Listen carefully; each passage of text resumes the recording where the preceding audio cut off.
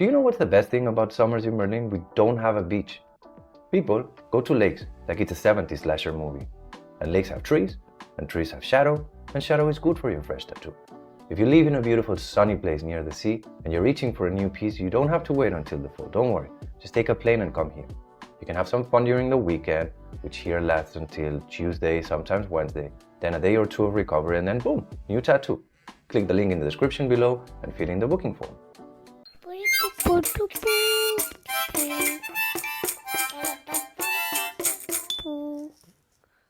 Hola, Pato. My voice is back, my energy is back. The background is changed though. This is a different episode, but continues a trend of inconvenient shootings in my life. I was at first really sick, then I was in a terrible hangover, and now I'm low-key ruining my family holidays having to shoot these. I had to take a little bit of time off from my wife and my kid and my friends and my friends' kids, which are the cutest, and stay indoors shooting these. Is also not bad to get some time to my own. But let's keep it light, let's keep it fun, let's keep it short so that I can go and swim with my kid.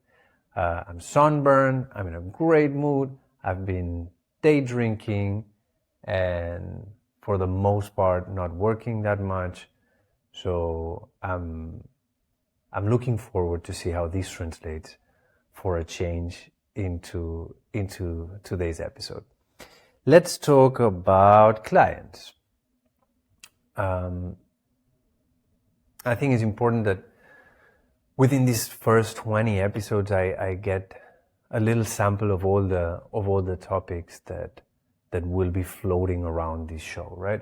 And I think clients is an important one. And although it seems kind of random and it doesn't continue any trend of anything that we've been discussing, I think it's really important to examine a little bit the relationship between tattooers and the clients and how the figure of the client has evolved throughout the years, or at least the years that I've been doing this, right? So I think every artist deep down wishes that art would be like a individual effort, right? That you just do what you do, you put your shit out there, and you don't need anyone getting in your business for those pieces to exist. But it doesn't work like that, right? You need first and foremost an audience, otherwise what the fuck are we doing here? You need critics, you need historians, right? And in a lot of cases, artists also need patrons. Especially with these big, monumental masterpieces from the Renaissance and whatnot, and a lot of architecture. If you don't get the patron, you don't get the piece, right? And often you don't even get the career of the artist. With tattooing is similar. You don't need a money guy behind you for things to exist. But if a design doesn't have a client and it's not actually tattooed, it doesn't become a tattoo. It always remains in tattoo limbo, I like to call it,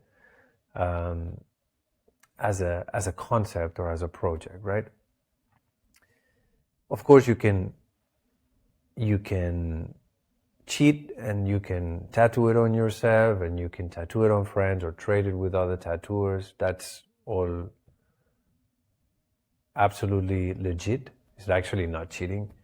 It's maybe bypassing the way this works, but absolutely fair game. But I think tattooers actually are very are subject to the evolution of clients, or actually are maybe a result of the clients of the place where they live, or the people that, or the clients actually that they cross paths with, right? Maybe someone lives in a place where clients are perhaps not that engaged with the work they do, but then they're really smart with the guest spots that they choose, and they get to go to places where they can do what they do, and they find people who support their approach and their voice and whatnot, right? I think these makes certain cities more interesting than others when it comes to the output that tattooers have. It often has to do with the clients that you can find in the city. You know, I've spoke a lot about why, despite having so great tattooers in the south of Europe, tattooers who have an artistic approach seem to not be able to thrive there. I think there's something about the culture that makes people not really take tattoos very seriously as an art form, and then they often don't get in line with the vision of the artist. They negotiate with the price. They expect to be provided a service instead of collaborating with an artist. And then you get places like Berlin, where it's almost like clients are forcing tattooers to keep up with the times and do crazier things to find that edge that is so difficult to find, because tattoos are so normalized that are almost like boring, you know. So in the 10 years and change that I've been tattooing is a very short amount of time in the grand scheme of things, but I have already seen a crazy evolution of clients and how they behave with artists, and I've seen as a result a ton of tattooers changing and evolving with their clients, right? We are a few of us that are all cats, and I have seen how people have adapted to survive and to continue tattooing through different stages of types of clients, right? We've gone from like clients to collectors to recently curators, and I think the latest iteration of it is you find clients that approach their collections as collaborators of the tattooers. Okay, familia, no more reading exercises. You know what time it is, I know what time it is. It's donation time.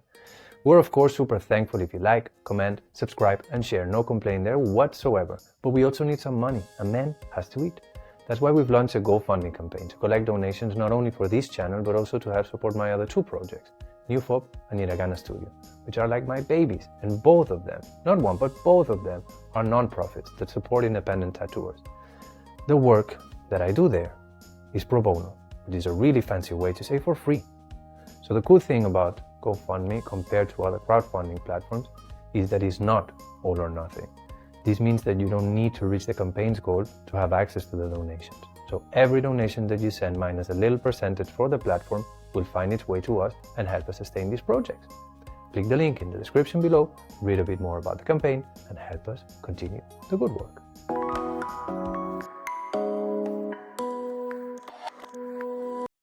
I remember when I started around like 2012, 2013, something like this,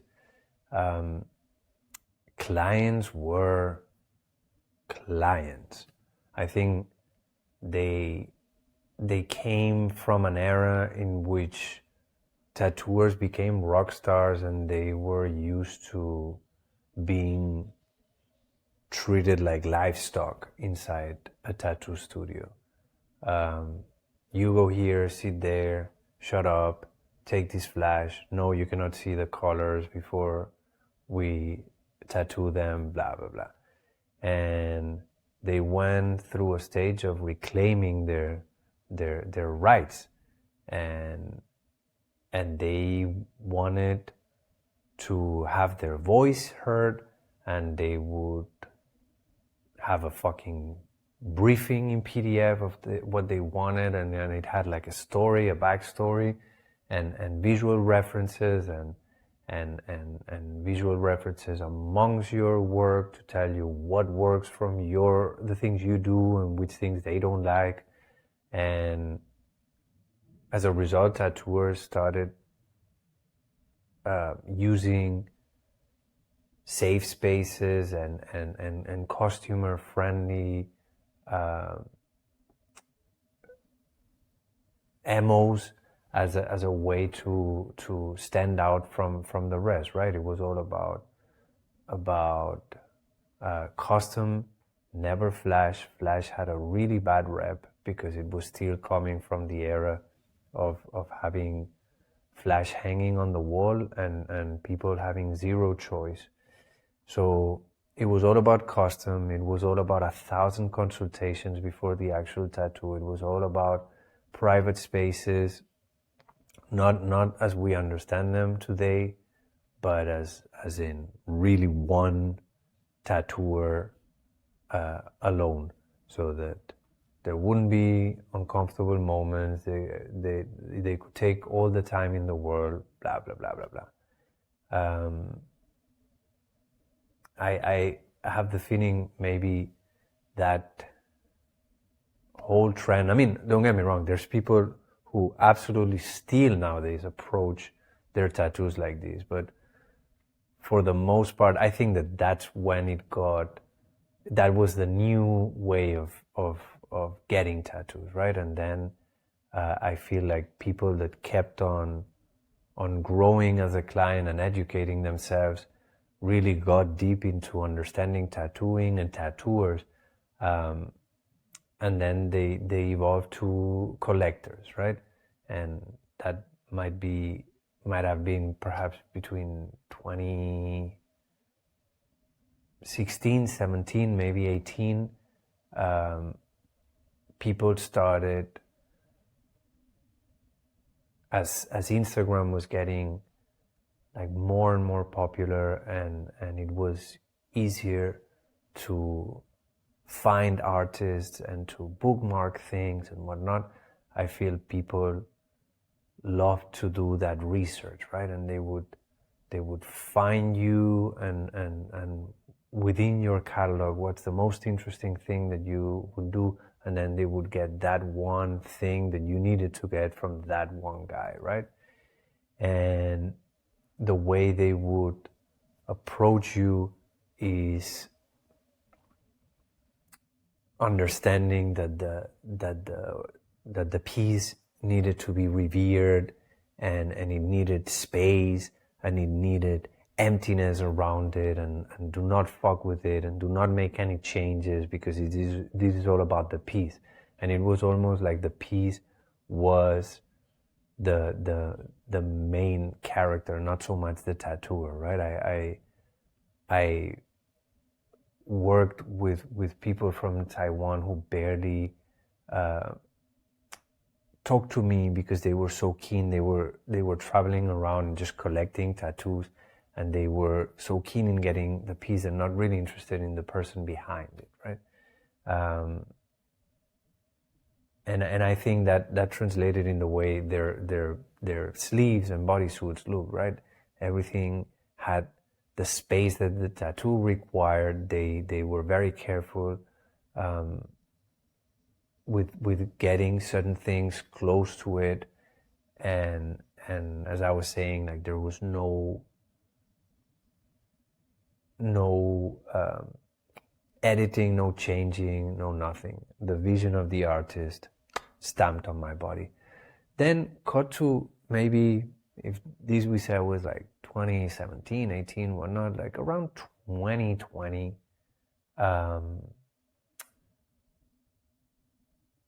clients become curators. And it's all about dialogue, right? And it's all about maybe continuing that trend of research, not only understanding for certain subject matters or certain styles who was the best tattooer, and within their catalog what's the piece that you had to have, but also understanding the way the work of this tattooer works with the work of other tattooers, right? And having pieces generate a synergy and a dialogue between them, right? And it became more not about having an empty white room to display a piece in the most neutral environment possible so that it doesn't get affected, but it was more about building a group show and checking which pieces go good with which other ones, and how to create that dialogue amongst all the pieces that they had, right? And still you're generating this dialogue between pieces, but pieces need to be respected, and they need a certain amount of negative space amongst them, and the theme of a piece needs to be respected, so you would not subvert it with an unmatching piece right next to it, right?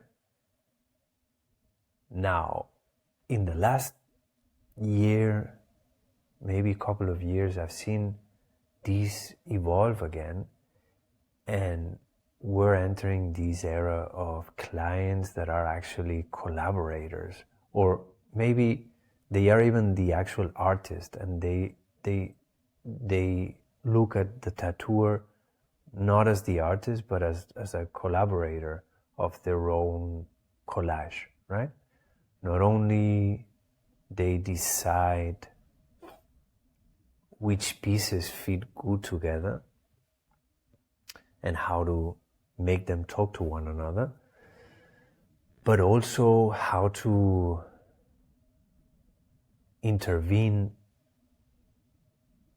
these pieces to make them fit the overall project, right? And maybe it's not like back in the day that you would have annoying clients asking for changes to the designs that you had, or that you had even done for them, following their fucking briefing.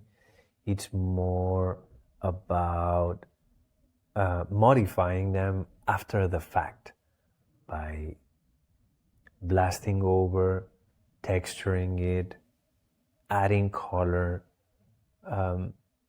It's a really interesting moment, and it couldn't have happened earlier, I think, because this comes also not only as a result of clients being extremely educated when it comes to tattooing, maybe not the technique behind or the craft behind, but the aesthetics of it, right? You have people who have literally grown old with Instagram, just consuming an amount of tattoos than any of the forefathers could not have ever imagined. You know, the people that set the base of what we do, they had access to a magazine a month where they would find maybe 4 interesting tattoos in there. And nowadays you have 14-year-olds that have already like 7 albums of bookmarked posts saved for whenever they become 18, right? So for this new movement to happen, not only you need these highly educated clients that understand tattooing at a level that we've never seen before, but you actually need tattooers that understand the politics of tattooing, or actually, I was about to say that understand it as little as I just had a brain fart. So essentially what I was saying is that not only you need to have clients that are highly educated, but also you need tattooers that are highly uneducated when it comes to politics around tattooing, right?